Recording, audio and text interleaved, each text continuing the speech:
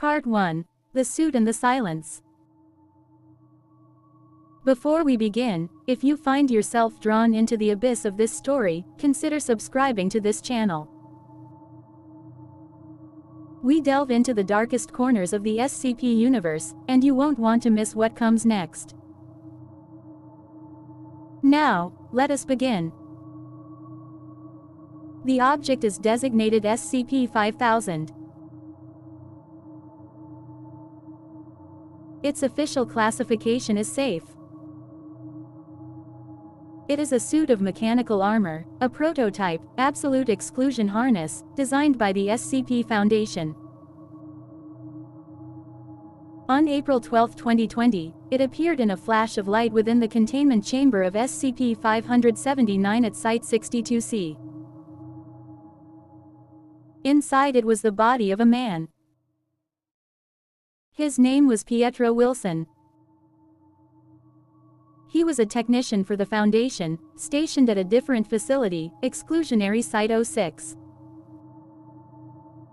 He was very much alive. He had no memory of the events documented within the suit. But the suit's files told a story of a world that had ended. The first log is dated January 2, 2020.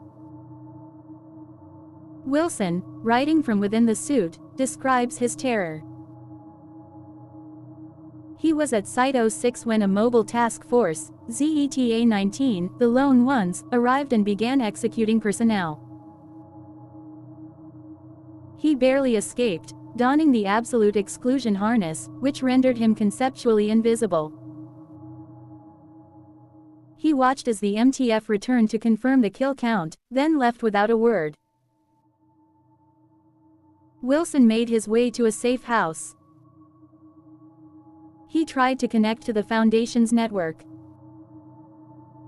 What he found shattered his understanding of reality. A message had been sent by the Foundation to every government, news organization, and anomalous group on Earth. It read, in its entirety: "The SCP Foundation's mission has changed. Our new mission is the extermination of the human race. No further communication will be forthcoming." Quote. Wilson was a man adrift in a nightmare.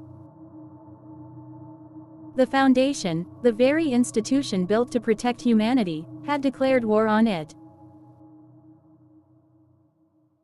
He compiled a list of the horrors they were unleashing.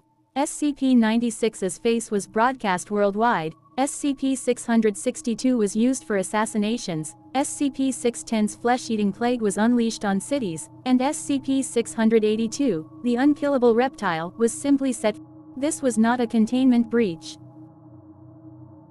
It was a systematic apocalypse. Wilson resolved to find answers. He would go to Site-19, the Foundation's most prominent facility. The journey itself was a waking nightmare. He saw MTF units preparing for battle. He watched their commander stab a soldier in the shoulder, and then another, and another. The 8th soldier flinched in pain. The others immediately opened fire on him, killing him. The commander then stabbed the last soldier, and the unit moved on. Wilson took medical supplies from the corpse and continued his journey, a single, invisible man in a world of monsters. The first part of this story ends with Wilson finding an old, broken radio. It was broadcasting a repetitive, nonsensical message in a voice his own age. 7. 5. Can you hear me? There is a hole in the hole between your eyelids. I have never been to Versailles. I want to be loved. 9. I am standing behind you now. Quote. The message was impossible, coming from a broken device. But its implications were clear. Something else was aware of him. Something was reaching out. The mystery of why had only just begun.